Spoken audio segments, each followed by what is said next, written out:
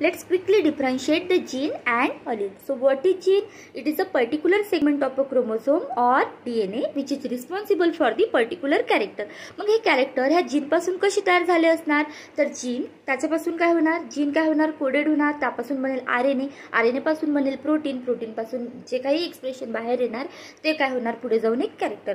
मग कॅरेक्टर कोणतं असतं? नोज असेल, स्किनचं कलर असेल, हेअरचं कलर असेल, आईचं कलर असेल, तर हे सगळे काय झाले? वेगळे वेगळे कॅरेक्टर.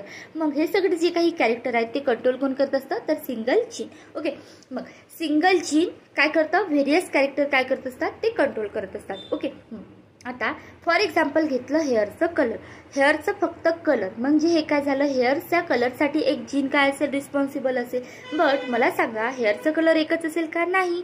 ब्लॅक असेल, ब्राऊन असेल, रेड असेल, व्हाईट असेल, असे वेगळे वेगळे जे काही हेअरचे कलर आहेत हेच काय झाले? त्याचे अल्टरनेटिव्ह फॉर्म.